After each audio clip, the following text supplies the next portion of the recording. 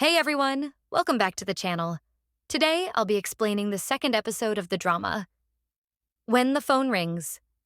Let's dive right in. The episode starts at the party where Huju, out of fear, disconnects a mysterious phone call. She steps outside and upon seeing Sion, tries to run away.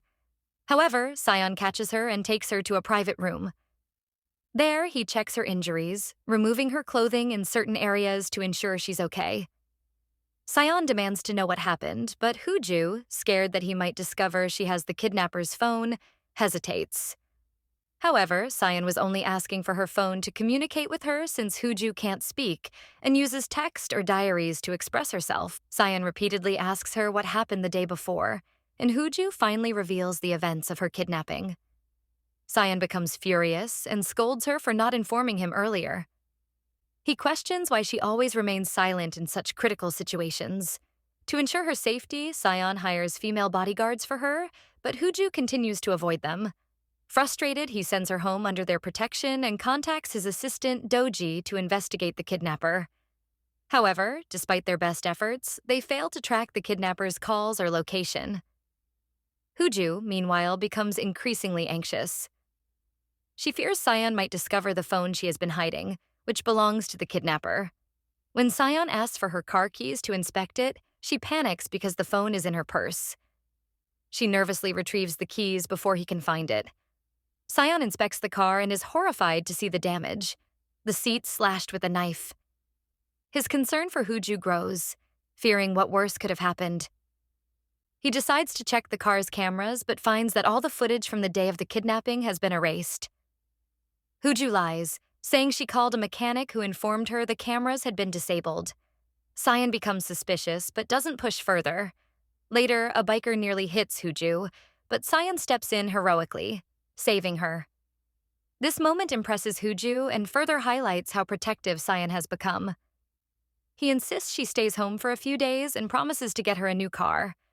However, Huju refuses, stating she has important court work. Sion reluctantly agrees but ensures bodyguards will accompany her.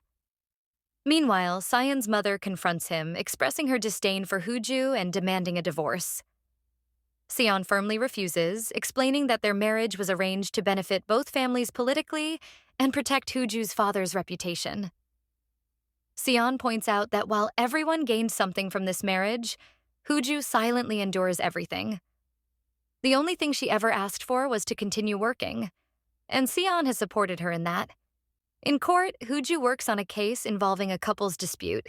She helps by interpreting sign language for a woman who cannot hear or speak. Meanwhile, Doji uncovers CCTV footage of the kidnapper entering Huju's car. Shockingly, there are no signs of forced entry, leading Sion and Doji to suspect that Huju might know the kidnapper. At the court, Huju notices a mysterious person leaving the restroom, which scares her. During this time, her bodyguards lose track of her. Sion is informed and becomes stressed, but the bodyguards eventually locate Huju with Jungwoo, her college friend. Sion, feeling jealous, demands to know more about Jungwoo. Jungwoo, a doctor and YouTuber, had learned sign language to communicate with Huju, which she deeply appreciates. They exchange numbers, and Jungwoo reveals he'll be working temporarily at her father's news channel. Back home, Huju's mother pressures her to strengthen her marriage for the family's benefit.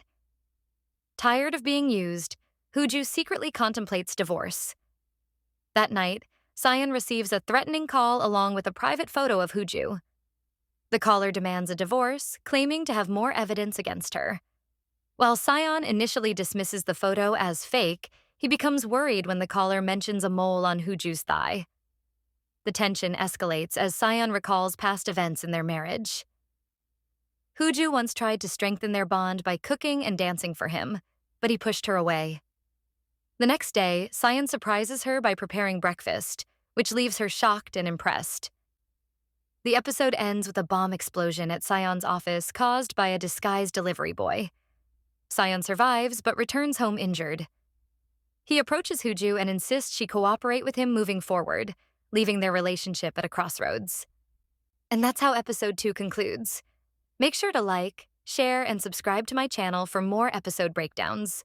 See you in the next video.